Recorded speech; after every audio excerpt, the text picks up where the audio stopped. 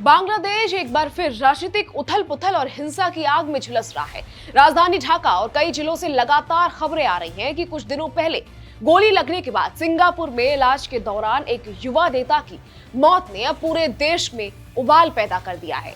ये मौत सिर्फ एक व्यक्ति की जिंदगी का अंत नहीं थी, बल्कि राजनीतिक तनाव, सामाजिक विभाजन और चुनावी माहौल को एक नई दिशा दी गई है। नमस्कार, मैं खुशी चौधरी और चलिए जानते हैं इसकी इनसाइड स्टोरी के बारे में। दरअसल इस विवाद की शुरुआत तब हुई जब 12 दिसंबर को ढाका में बाइक सवार अज्ञात हमलावरों ने उस्मान हादी नामक छात्र नेता पर गोलीबारी की। उस वक्त वो गंभीर रूप से घायल हो गए थे।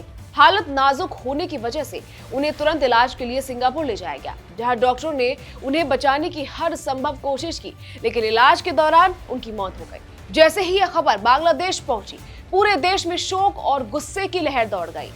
उस्मान हादी कोई साधारण आदमी नहीं थे, वो एक सक्रिय और प्रभावशाली छात्र नेता थे और बीते समय में हुए कई बड़े आंदोलनों में उनकी अहम भूमिका रही थी। उन्हें खास तौर पर उस आंदोलन से जोड़कर देखा जाता है जिसने देश की राजनीति में बड़ा बदलाव लाया था।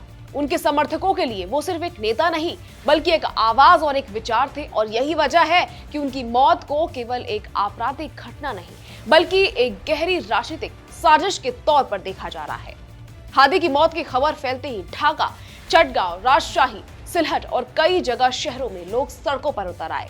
हजारों प्रदर्शनकारी न्याय की मांग करते नजर आए। कई जगहों पर सड़कों को जाम किया गया, रेल और बस सेवाएं प्रभावित हुई और आम जनजीवन पूरी तरह ठप होता नजर आया। हालांकि इन प्रदर्शनों के बीच कई जगह हालात बेकाबू भी हो गए। राजधानी ढाका में कुछ मीडिया संस्थानों और राजनीतिक कार्यालयों को निशाना बनाया गया। तोड़फोड़ और आगजनी की घटनाएं सामने आई, जिससे पूरे देश में डर और अस्थिरता का माहौल बन गया। हालात को काबू में करने के लिए सुरक्षा बलों को अतिरिक्त तैनात किया गया और कई इलाकों में हाई अलर्ट घोषित कर दिया गया। इस हिंसा के बीच बड़ा सवाल ये उठ रहा है कि क्या ये आक्रोश केवल उस्मान हादी की मौत का नतीजा है या फिर इसके पीछे लंबे समय से जमा राजनीतिक असंतोष भी जिम्मेदार है। बांग्लादेश में आने वाले महीनों में आम चुनाव होने वाले हैं और ऐसे में ये घटना राजनीतिक माहौल को और ज्यादा संवेदनशील बना रही है। अंतरिम सरकार के प्रमुख मोहम्मद यूनुस ने पूरे घटनाक्रम पर प्रतिक्रिया देते हुए देशवासियों से शांति बनाए रखने की अपील की है। उन्होंने कहा है कि हिंसा किसी समस्या का समाधान नहीं है और दोषियों को कानून के दायरे में लाने के लिए निष्पक्ष जांच की जाएगी। सरकार ने भरोसा दिलाया है कि उस्मान हादी की मौत के पीछे जो भी जिम्मेदार होगा उसे बख्शा नहीं जाएगा।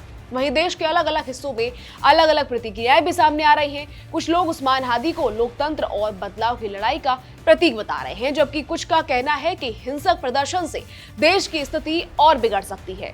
कई सामाजिक संगठनों और बुद्धिजीवियों ने भी संयम बरतने और शांति बनाए रखने की अपील की है। इस पूरे घटनाक्रम ने ये साफ कर दिया है कि बांग्लादेश इस वक्त एक नाजुक दौर से गुजर रहा है। एक और जनता में गुस्सा और असंतोष है और दूसरी ओर सरकार के सामने हालात को संभालने की बड़ी चुनौती खड़ी है। फिलहाल के लिए इतना ही।